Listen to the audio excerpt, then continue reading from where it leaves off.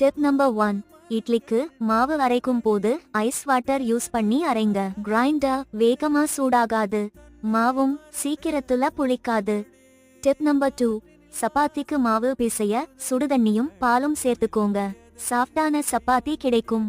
Tip number 3, puri ஃப்ளஃபியா வரணுமா? மாவு பிசையும் போது ரொம்ப கம்மியா ஒயிட் சுகரும் 2 ஸ்பூன் நெய்யும் சேர்த்துக்கோங்க. டிப் நம்பர் 4, இடியாப்பத்துக்கு தண்ணி ஊத்தும் போது ரொம்ப கவனமா இருங்க. தண்ணி ஜாஸ்தி ஆகிட்டா பிழிஞ்சப்புறம் ஒன்னோட ஒன்னு ஒட்டிக்கும். தண்ணி பத்தாம போயிட்டா பிழியறப்போ ஒரே ஃப்ளோல வராது. இடியாப்பம் சாஃப்டா வரணும்னா மாவு பிசையும் போது வெந்நீர் சேர்த்து பிசையுங்க. டிப் நம்பர் 5, ஆப்ப மாவு அரைக்கும் போது ஒரு கைப்பிடி அளவு சாதம் சேர்த்துக்கோங்க. மாவு சரியா ரேஸ் ஆகாட்டி கொஞ்சம் குக்கிங் சோடா அல்லது ஈஸ்ட் சேருங்க. ரொம்ப புளிப்பா இருந்தா கொஞ்சம் அரிசி மாவை தண்ணியில கரைச்சு ஆப்ப மாவு கூட மிக்ஸ் பண்ணிக்கோங்க.